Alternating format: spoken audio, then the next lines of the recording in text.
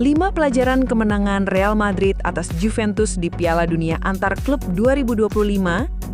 Real Madrid berhasil melaju ke babak perempat final Piala Dunia Antar Klub 2025 setelah mengalahkan Juventus dengan skor tipis 1-0.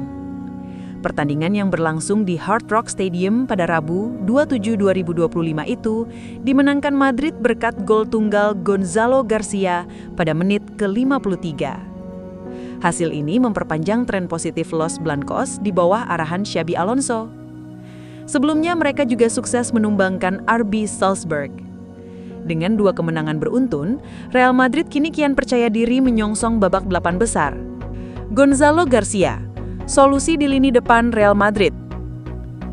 Gonzalo Garcia kembali menjadi sorotan. Penyerang muda jebolan Akademi Real Madrid ini mencetak gol kemenangan atas Juventus. Dengan tambahan 1 gol ini, ia telah mengoleksi 3 gol dan 1 assist dalam 4 pertandingan di ajang Piala Dunia Antar Klub 2025. Xabi Alonso sebelumnya sempat dikaitkan dengan pencarian pelapis Kylian Mbappe, terutama pemain bertipe target man seperti Joselu. Namun, performa impresif Garcia seolah menjadi bukti bahwa Madrid telah menemukan jawaban dari dalam tim sendiri. Gol sundulan ke gawang Juventus menunjukkan ketajaman serta keunggulannya dalam duel udara, sesuatu yang selama ini dibutuhkan Alonso.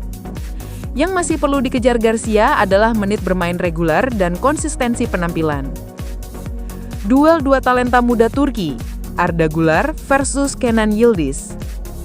Pertandingan ini juga menyuguhkan pertarungan menarik antara 2 bintang muda asal Turki, Arda Güler dari Real Madrid dan Kenan Yıldız yang memperkuat Juventus. Keduanya sama-sama berusia 20 tahun namun telah memperlihatkan kematangan dalam bermain. Arda tampil meyakinkan sebagai gelandang dalam formasi 3-4-3 racikan Alonso. Ia membukukan 2 tembakan, menciptakan 3 peluang, dan mencatatkan akurasi umpan sebesar 93%. Di sisi lain, Kenan Yıldız yang bermain di belakang Randa Kolomuani juga mencatatkan 2 tembakan, 1 peluang, serta akurasi umpan 97%. Kedua pemain ini tak hanya menjadi harapan besar bagi masa depan sepak bola Turki, tapi juga mulai menegaskan posisi mereka di panggung tertinggi sepak bola Eropa. Xabi Alonso konsisten dengan formasi 3 back. Xabi Alonso kembali mengandalkan formasi 3 back.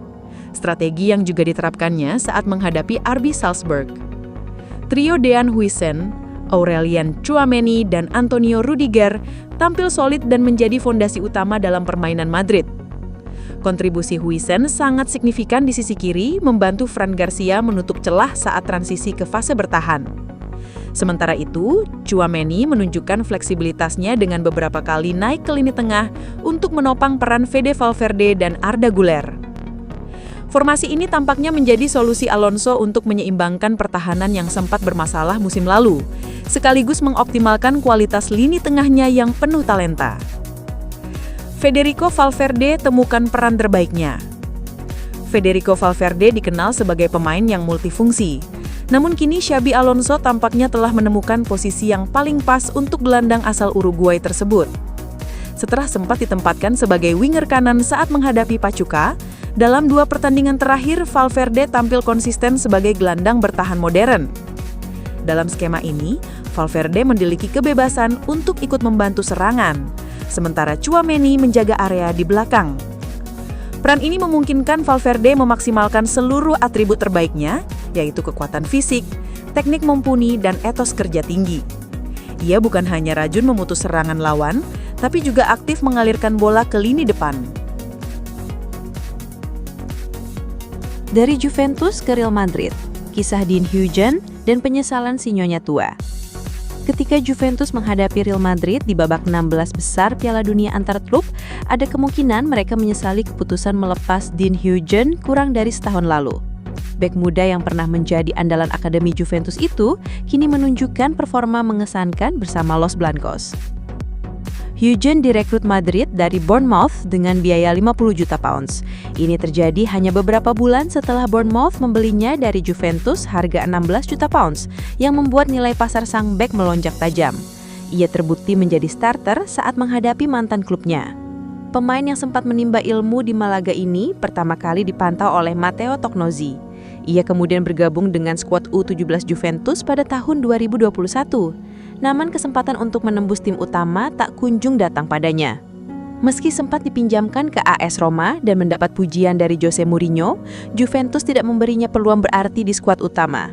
Setelah kembali ke Turin, sempat muncul harapan bahwa Huygen akan dipertahankan, namun kenyataannya berkata lain. Juventus memilih menjualnya ke Bournemouth dengan nilai yang terbilang rendah. Keputusan itu kabarnya didorong oleh kebutuhan keuangan mendesak klub. Namun hanya dalam hitungan bulan, Bournemouth menjualnya kembali ke Real Madrid dengan harga lebih dari 3 kali lipat. Jurnalis Gianluca Odenino menilai keputusan Juventus terlalu terburu-buru dan tidak cerdas. Sumber internal klub juga menyebut bahwa semua orang yakin Huygen bisa menjadi pemain penting musim ini.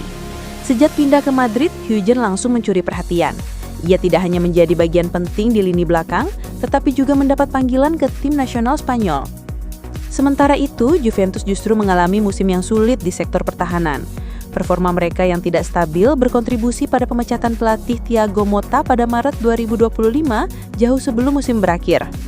Meskipun demikian, Huygen menunjukkan kedewasaan dengan tidak menyimpan dendam. "Saya berterima kasih kepada Juventus, saya belajar banyak di sana," ucapnya singkat. Huygen sekarang fokus menyambut masa depan yang kini terlihat sangat cerah bersama Real Madrid.